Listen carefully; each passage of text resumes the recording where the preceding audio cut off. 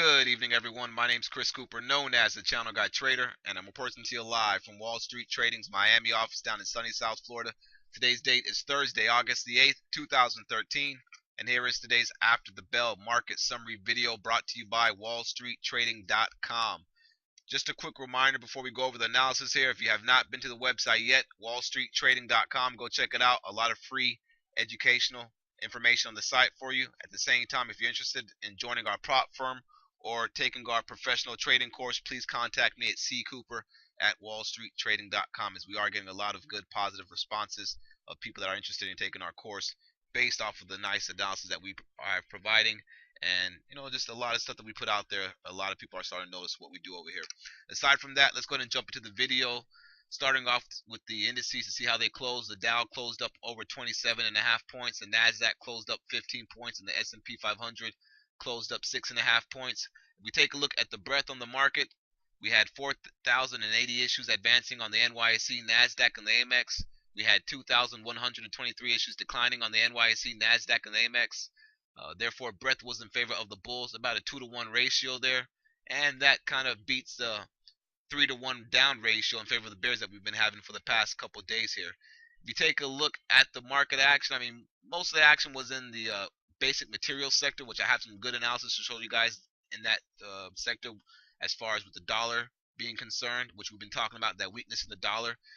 And if the weakness in the dollar continued, to look for a bid in the basic material stocks and these hard asset stocks and precious metals and miners, and that's exactly what happened today. We'll be looking at analysis here in the video shortly. We saw some decent action in Microsoft and some of the tech stocks. The financials were a little bit mixed. The utilities were strong. Industrial stocks were decent. And we have a lot of stuff to go over today, so just make sure you tune into the whole video to get all the hardcore analysis that we're going to go over here. So starting off with the SPY daily chart.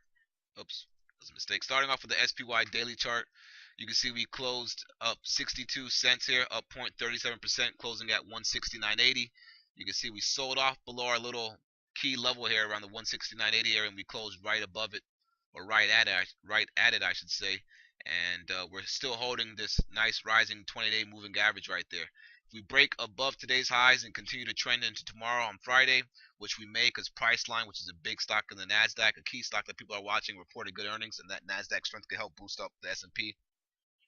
Either way, if we trade over today's highs, we're going to be looking for a big move, or not a big move, sorry. We're going to be looking for a move towards this 171 level, potentially back up towards that key resistance level.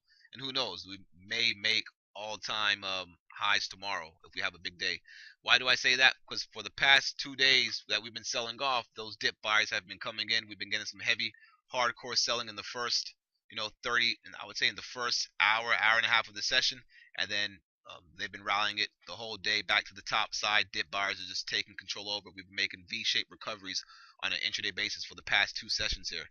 All right, so we'll see tomorrow. Again, we had some key earnings come out after the bell from Priceline. They reported pretty good, and that stock's up a lot. We'll take a look at that here shortly in the video. Let's go and take a look at the ES just via the small chart right here. We sold off today all the way down to let's see, what was this? Sorry about that. 1684. All right, we're still holding above that key 1682, 1680 area, and we have a nice little bullish reversal candlestick right here that closed above yesterday's closing price. And you can see here at the bottom of the chart, we have a higher close from yesterday after this little consecutive 3 lower close days right there. So that's looking pretty interesting. Tomorrow's going to be a very interesting day. Let me see if we have any key economic news that comes out tomorrow. And we do not. We have wholesale trade around 10 o'clock, so a light session on the news side. All right, taking a look at the triple Qs, the Nasdaq 100 ETF closed up 38 cents, 0.5%. All right, this one continues to trend along the rising 8 EMA and 5 EMA, and then you have the nice little 20 EMA SMA rising right underneath price action. This thing breaking over 77. Sorry, not this thing, but this ETF, the triple Qs breaking over 77 will look pretty good. And right now it is currently trading. Let's see, 76.83 after hours. All right, but that looks pretty good. Let me take a look at my proprietary channels on the Nasdaq Futures here that we've been tracking with you guys here in some of our videos, and that's looking pretty good as well. All right, ever since they held this nice little channel right here and had this nice little rounding bottom of the channel with that nice pattern right there, Actual little cup and handle pattern at an angle bit there. This thing looks good to go up towards these 3200s if we get this nice momentum over these highs. So keep an eye on these Nasdaq stocks, folks. They're looking pretty good. And let's take a look at the IWM, the Russell 2000, which was actually the weakest index today. All right, it bounced off the lows, but not as much as the other indices did. All right, and you can see here it's held its rising 20-day moving average. We're still above that 103 level. As long as we can continue to hold above 103 and trade sideways, I think we will start floating back up towards these highs. Just need to digest this big move that we had from those June 24 lows. All right, and that's how that's looking as far as the indices goes. Let's take a look at that dollar chart because I got some interesting analysis to show you guys here with the dollar. The U.S. dollar continues to sell off. If you guys recall, I talked about this 2 weeks ago, and I've been showing you guys this in a couple of the after the bell market summary videos. We have this nice little broadening pattern right here. All right, broadening wedge pattern, whatever you want to call it. You just know it's a broadening pattern here, and you have this little up move, down move, back up move, back down, back up. Now this new leg lower should take out this low right here, and we'll be making new, let's see here, new what 3-month lows or 4-month lows on this chart, and that target's going to be down there towards 80. Now, if you've been watching the videos, I've been talking about the dollar looking pretty weak, and if it starts to get weak and starts to speed up some momentum to the downside, you're going to start to see a bid in some of these hard asset classes like the gold, the precious metals, some of these material stocks, and that's exactly what you saw today, folks. We're going to take a look at a couple of those stocks here shortly. Actually, let's go ahead and do it right now. Actually, let's take a look at the euro first, and then we'll go ahead and take a look at some of these commodities. Crude oil was the only commodity that was not up today. And that euro trade that we've been telling you guys about as well, to look for it to make a move towards that 134 level, that is coming to fruition right there. You can see this little range that we broke out of. We're starting to move up. So some of you currency traders that watch this video here, there you go. There's a trade idea for you right there. Look for the breakout in the euro over this 134.16 level. Aside from that, let's take a look at these commodity stocks, or these commodities first here. Starting off with gold. Gold had a nice little bid sideways to higher overnight, and then during the day it just started speeding up and picking up some momentum, as we saw a lot of strength in silver overnight, and then it continued on the open. And for silver to kind of catch a decent bid before gold, that's a little bit bullish to me for the metals. And you can see gold now is trying to break this little downward trend line right there, which we closed above today. And you can see there's nice support down here around 1280. This could be a little higher pivot low that we're going to be working off of here, guys, for this gold chart to move back to the top side. Also kind of looks like a little cup and handle pattern that could be in play. All right. Let's see. And I know some of you guys watch the GLD, so I'll take a look at the GLD real quick for you, which was up $2.71 today, up 2.18%. All right. Now this is looking pretty interesting. Again, I know I've been talking about the gold sector not being the sector that you want to trade in, but with the dollar declining, which we've been watching, and this commodity sector actually trying to catch a decent bid today, we want to start focusing on these stocks a little bit more now. Okay, so GLD is looking pretty good. If you take a look at the SLV chart, oh, not SLB, but SLV. All right, taking a look at silver, ETF SLV. This was up 4% today, guys, up 0.77%.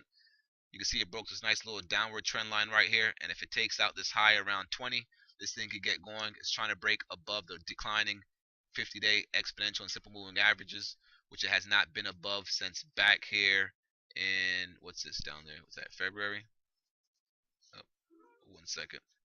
Oh, sorry about that. And that seems to be, hasn't been at that level above those moving averages since back here in February. So keep an eye on the silver. All right, it's been kind of quiet, but it definitely, if it gets over this 1989 level, call it 20, it could get some traction. So we're going to be looking at some of those stocks as well going into tomorrow's session.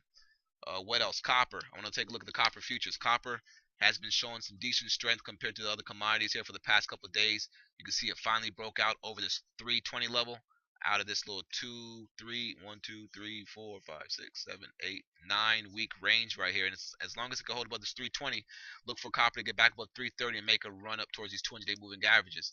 If if the economy is growing and we're getting some growth, we definitely want to see copper trading stronger than it is right now. And if it starts to rise, that could be a good sign that things are actually kind of shaping up better out there. Maybe these companies that are in the housing sector or whatever, or the component sector that needs copper to build some of their stuff and some of their products, it's in more demand now. You guys know a lot of copper goes into wires and all that stuff like that. That's why they use it as a gauge for growth and just for the economy. But copper's looking pretty good, and that's pretty much the reason why FCX has been catching a nice bid, along with all the other factors we have going on there, especially with the bid from Carl Icahn, or the fact that Carl Icahn was going to add some of the FCX position to his fund or something like that. But in any case, what else we're going to take a look at here? Let's go ahead and take a look at the volatility index. See how this thing's been doing here. It's been gapping up and trading higher, but then selling off. You can see yesterday it gapped up, sold off. Today it opened lower, rallied up, and sold off. So there still seems to be really no fear in the market, and these dip buys are still coming in. So I expect the volatility index to most likely make its way back below 12 here in the short term if nothing changes and we just continue to trend or trade like we're doing right now. What else? So let's go ahead and break down a couple stocks here, starting off with Apple. All right, Apple, again, it's at the 200-day moving average, which is declining. It's coming all the way from 390. There's no reason for you to be buying it up here. If anything, you want to wait for it to pull back in a bit. Even if it goes higher, you still don't want to buy it. You want to wait for it to pull back into some key levels, maybe back, I would say, down towards 450, so into this little rising 20-day moving average. But you do not want to be buying it up here after it just ran from 390 all the way to 470, a 80-point run there. All right, Amazon, this stock has been showing weakness ever since it reported its earnings. We are going to be looking for a reversal in this stock once it's done selling off, since this was one of the stocks that led the Nasdaq up to new 52-week highs. But right now it's not ready. They did buy it off the lows today, so we'll be watching it for tomorrow. But to get bullish back on Amazon, or right now we're kind of neutral. I wouldn't say bearish, but we're kind of neutral on it. But to get back bullish on Amazon, you want to see it get a couple consecutive closes above this 299 area, or even back above 300. Like I said, ever since it had that earnings reports day, it's been fading off of that level there, and you can use this trend line as a gauge for a move to go back up to the top side. All right. What else? Microsoft. Microsoft was on our power hitter sheet. If you don't know what our power hitter sheet is, it is our subscription service for alerts and levels in the market. You could go to our website and see a sample of it. Or actually, I can show you the sample right here, but it goes out in PDF format. On today's radar, we had, let's see, IBM short below 188. That trade worked out pretty well in the chat room, which is what we called out. We had Microsoft long. We also give you a little reasoning behind the trade. All right. For example, Microsoft stock is gapping up this morning. Looks to try to get some gap fill action, which this looks pretty good. We talked about that one yesterday, I believe, in the video. Actually, I did a video yesterday, but I was recording the wrong screen, so I didn't even bother doing another one. So I was recording the wrong screen for 15 minutes. But Microsoft looked good. We talked about this one pre-market before the market opened in our chat room, mywallstreettv.com. That worked out pretty well. We talked about IBM stock has been trading weak since its earnings report and got downgraded yesterday. Weakness continues today, and we nailed it, guys. Those are some decent trades. Again, so if you want to get involved, come check out our chat room, mywallstreettv.com, and it's free, and you can come check it out and speak with me and a couple other traders in there that are in there on a day-to-day basis. So Microsoft looks pretty good. Had some nice action today. You can see it's been trading this little closing price range right here, and finally got a nice little close above that range here, with some nice little volume increasing. I actually have a little think script code made that when the volume's higher than the previous candle or the previous close or the previous volume bar, it prints a green line at the top of it, and you can see this thing's been increasing slowly here as you got people trying to accumulate Microsoft now down here. What else? What are some other stocks in the technology sector that look pretty good? We saw some nice price movement in the data storage stocks. All right, WDC. This one looks good for tomorrow. Definitely going to be on our radar. You can take a look at NTAP. Oops. You can take a look at NTAP. All right, NTAP making new 52-week highs. They have earnings coming out next week on the 14th. This stock's going to be on our radar for tomorrow. If you're taking a look at those stocks, you want to take a look at STX. All right, which is not the strongest data storage stock, but it could catch a bid if the other names catch a bid. We also caught a good trade in VMware, VMW, filling the gap action here. All right, nice little tight pattern right here. All right, nice little gap up from the earnings report. Nice little 2-week consolidation, a bit little triangle pattern there, and nice little breakout today.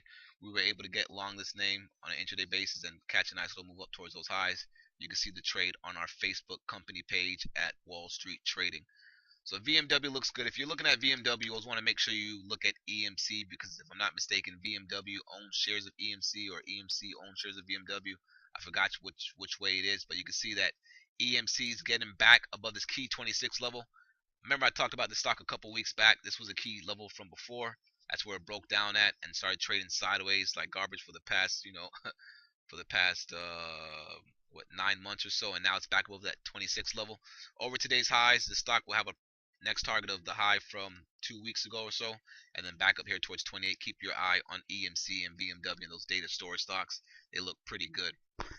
Let's go ahead and talk about the basic material stocks. That's really where the excitement and action was today. Starting off with the GDX, which I should have looked at with you guys on the gold, but GDX up 8% today, guys. And nice engulfing candlestick on this nice volume. We're definitely going to be looking at some of these gold miners tomorrow to buy them on dips on an intraday basis and try to make them move back up towards those top sides. But GDX looks good. So what are some good mining names to look at? Well, you can take a look at GG. GG is usually the household name that investor, retail traders, and funds usually try to invest in when the gold miners look good. A trend line on GG you want to watch is right here. If it breaks above, I would say this 2750 area, look for this to try to make a move up towards 29. Also could be a nice little cup and handle pattern going on right here. What else? Newmont Mining, another name that trades pretty good. All right, Newmont Mining, nice little reversal candlestick right here. Look for some follow through action in this name up here towards maybe 3014, which is that declining 50-day moving average. And then you have let me talk about FCX because FCX is in gold and copper, and of course now they're in energy. They acquired those energy companies about a couple months back, and it's above that 30 level. This was a stock that I did talk about in the after the bell market summary video that I put out yesterday. That well, actually I didn't put it out, but I recorded it, and I was recording the wrong screen. But you can see this was a nice little trade we talked about pre-market this morning. Some of the traders in the room were able to participate in this stock here. Look for this one to go higher. If it breaks over today's highs of 31.20, looks good, and you can also that's a good way to diversify yourself in the basic materials sector with that one stock alone. What else? CLF, the steel stocks catching the bid, baby. CLF over 22 should make a move up towards 2350. Looks good. I like it. US Steel, this thing has been quiet for a while now, and they already came out with their earnings report, so people already know what's going on with the company on a fundamental basis. And now just need these technicals to get good, and they could get some buyers in there. Over today's highs, should make a move up towards 19 here in the short term if we see this momentum continue. We have 2 consecutive higher closes in that stock. What else? NUE, another steel stock you could take a look at, which was up over 2% today. And this steel stock actually looks stronger than the other ones out there, so I would definitely keep an eye on NUE. It's been trading in a big range here between 48 or so and 42. Broke the little trend line right there from the little downward channel, picking up some momentum.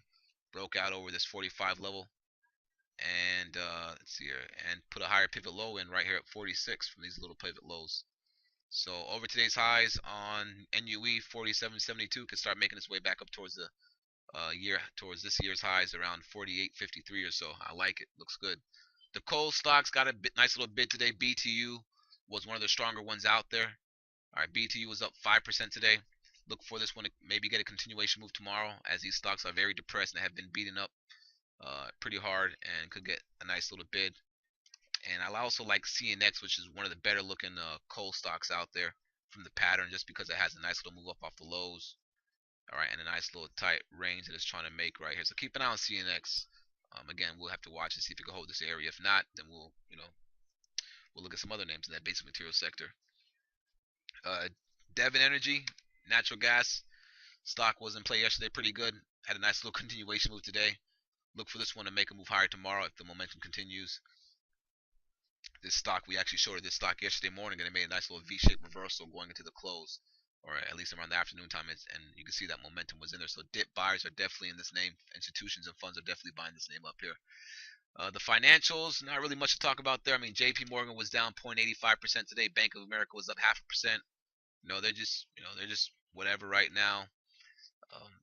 JP Morgan trading sideways, still holding above this 55. This could be the bottom of the range here, so we definitely want to pay close attention to the stock if it gets back over today's highs, because then it can make a move back up towards the top of the range.